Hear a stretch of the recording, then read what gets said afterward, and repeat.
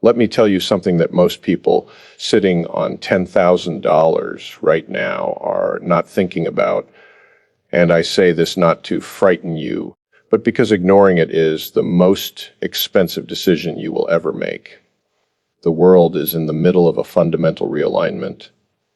Fiscal, monetary, geopolitical, and the window to position yourself correctly is narrowing faster than at any point I have witnessed in over 4 decades of managing capital.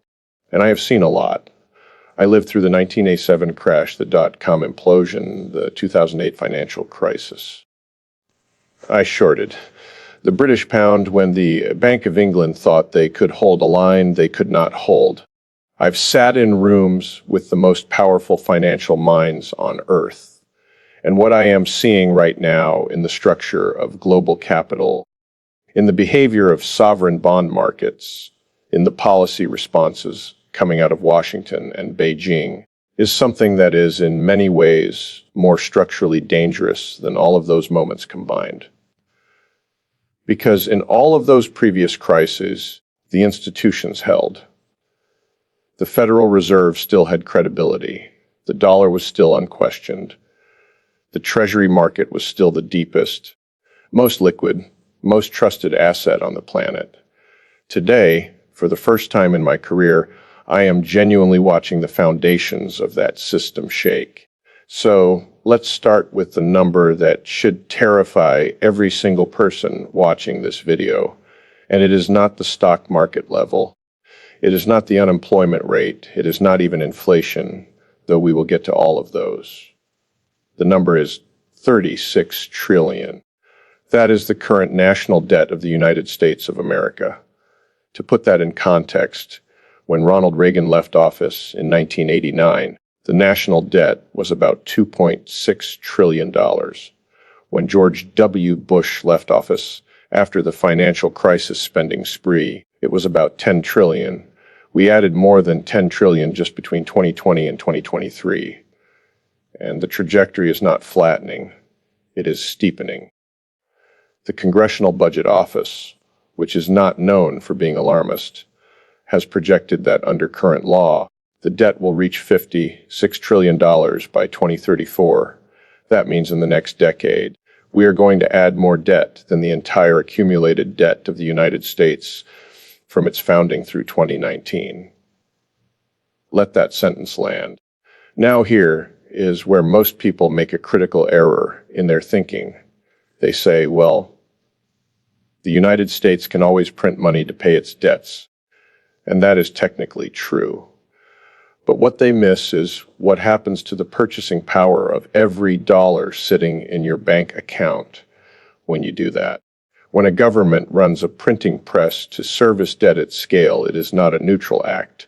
It is a tax. It is the most invisible, most insidious, most regressive tax in existence, because it falls hardest on the people who hold the most cash and earn fixed wages, meaning the working and middle class.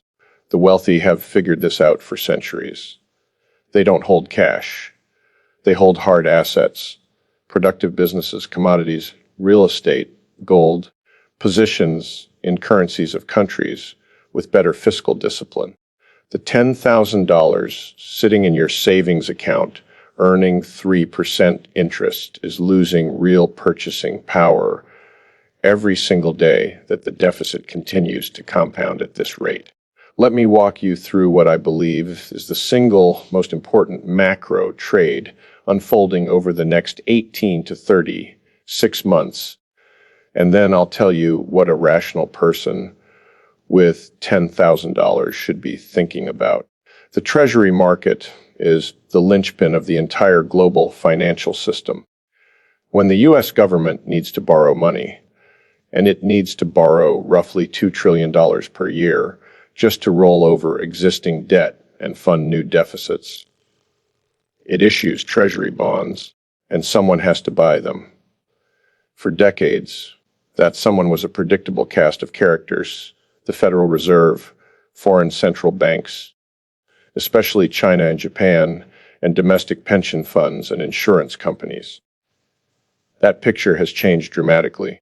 China has been systematically reducing its treasury holdings. Japan is under pressure from its own currency crisis and may need to sell treasuries to defend the yen. The Federal Reserve is doing quantitative tightening, meaning it is shrinking its balance sheet, not expanding it.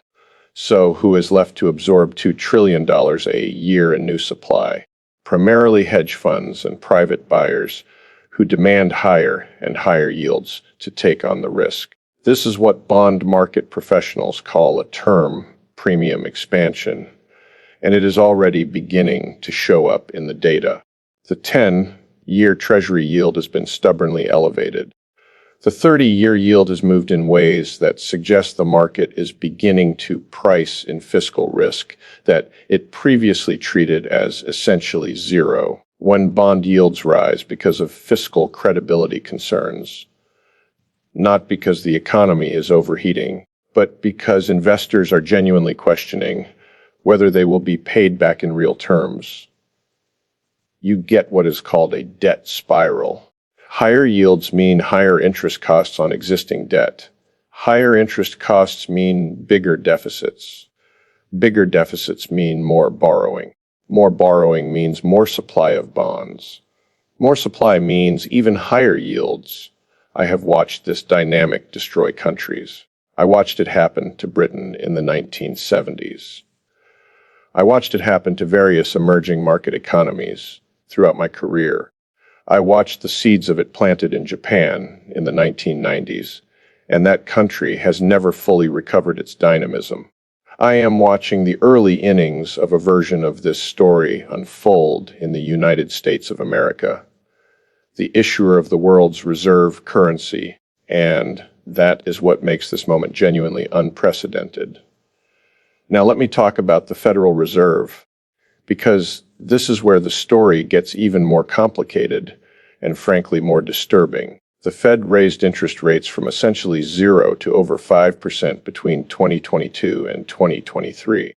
That was necessary because they let inflation run far too hot for far too long. I said publicly and repeatedly that their characterization of post-pandemic inflation as transitory was one of the most costly policy errors in the institution's modern history, and the evidence proved that correct. But now they face a different kind of trap. If they cut rates aggressively to stimulate the economy, they risk reigniting inflation and destroying whatever credibility they rebuilt through the hiking cycle. If they keep rates elevated, they squeeze the federal government's interest bill higher. They pressure regional banks that are sitting on massive unrealized losses in their bond portfolios. And we have not fully reckoned with that problem yet. And they risk tipping a fragile economy into a hard recession. There is no clean exit. Every direction involves pain. The question is simply who bears that pain and in what form. And historically, the answer to that question has been whoever is least prepared.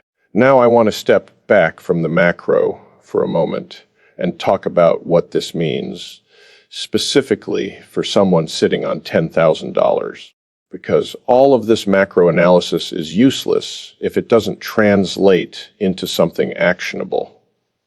And this is where I want to be very direct with you, because I think there is an enormous amount of noise out there. People telling you to put everything in Bitcoin. People telling you the stock market is going to crash to zero. People telling you gold is going to $5,000 an ounce. I am not here to give you a hot take. I am here to give you the same framework I have used to compound capital across 4 decades. The first principle is this: you cannot afford to be primarily focused on return when the primary risk is loss of purchasing power of the base currency. What that means in plain English is that the biggest mistake you can make right now is keeping $10,000 in a savings account or a money market fund and thinking you are being cautious. You are not being cautious. You are accepting a guaranteed slow motion loss in real terms while telling yourself you are safe. That is the trap. That has always been the trap. Every single currency in human history that has experienced a sustained fiscal crisis has destroyed the wealth of the people who held that currency in cash form. I am not predicting hyperinflation in America. I want to be clear about that. But I am telling you that the asymmetry of risk is not in favor of cash holders over a 3 to 5 year horizon. The second principle is that you want to own things that benefit when fiat currency is debased. And the menu here is not complicated. It includes gold and silver, which have served as monetary stores of value for 5,000 years and have a 4-decade track record of performing well, specifically in environments of fiscal excess. It includes energy, because energy is the foundation of all economic activity, and energy assets have pricing power that is intrinsically linked to the real economy rather than to the nominal value of a currency. It includes certain equities in companies with genuine pricing power, businesses that can pass cost increases through to customers because they own something scarce, a brand, a patent, a network, a resource. It includes real estate in markets where supply is genuinely constrained, though I would be selective here because parts of the real estate market are significantly overvalued on a rates-adjusted basis. And yes, it includes certain digital assets for the portion of the population that understands them and has the stomach for the volatility, though I would emphasize that the volatility profile requires you to size that position in a way that you genuinely will not be forced to sell at the worst moment. The third principle, and this may be the most important one, is diversification across currency regimes, not just across asset classes. Most American investors think about diversification as owning stocks, bonds, and some real estate. But if all of those assets are priced in US dollars, you have not actually diversified against the primary risk I am describing, which is dollar debasement. True diversification in the current environment involves having some exposure to assets that perform when the dollar weakens. Gold, which is priced globally, commodities, which are priced globally, and potentially selective exposure to currencies and assets in countries with stronger fiscal positions and lower debt to GDP ratios. This is something sophisticated institutional investors have been doing for years, and that most retail investors have essentially no exposure to. Now let me address directly the thing that many of you are probably thinking, which is this sounds like a lot of doom and gloom. And haven't people been predicting dollar collapse and hyperinflation for years and been wrong? And that is a fair point. It is fair to say that the United States has repeatedly surprised skeptics with its resilience. The dollar's reserve currency status confers real advantages. The depth of U.S. capital markets is genuinely unmatched. The rule of law, property rights, the innovation ecosystem, these are real advantages that should not be dismissed. I am not predicting the end of American economic primacy. What I am saying is something more specific and more near term, which is that the probability of a significant negative event in dollar-denominated assets, whether that comes through a bond market dislocation, a debt ceiling crisis that goes further than previous ones, a loss of confidence by foreign buyers, or a policy mistake by the Fed under political pressure, has risen meaningfully. And when I am running capital and the probability distribution of outcomes has shifted in a particular direction, I adjust my positioning to reflect that new reality. That is not pessimism. That is discipline. Let me also talk about what I am watching specifically as warning signals over the coming months, because I think it is important that you understand not just what the thesis is, but what the evidence would look like if the thesis is playing out. The first thing I am watching is the 10-year Treasury yield. If it breaks above 5% and holds there, that is a signal that the bond market's patience with fiscal policy is eroding in a real way. The second thing I am watching is the dollar index. Conventional wisdom says that in a crisis, the dollar strengthens because of its reserve status. I believe that narrative is beginning to crack. And if you start seeing the dollar weaken during periods of market stress rather than strengthen, that is a profound and important signal. Third, I am watching gold. Gold has been sending a signal for the past 2 years that most mainstream financial commentators have been reluctant to explain honestly. It has been making all-time highs during a period when the conventional wisdom said you should own the dollar and treasuries. The gold market is telling you something about global confidence in fiat systems that the CNBC narrative is not telling you. Fourth, I am watching credit spreads in the corporate bond market, particularly in commercial real estate, where there is a multi-trillion-dollar maturity wall approaching over the next 24 to 36 months that has not been resolved, and where many loans were underwritten at interest rate levels that are simply untenable at current rates. When those refinancings start to hit a wall, the credit stress will ripple into the broader financial system in ways that are difficult to fully model. The opportunity for someone with $10,000 today is this: you have the chance to reposition yourself while the window is still open, not into a bunker, not out of the economy entirely, but into a portfolio structure that is more resilient to the specific risks that are accumulating right now.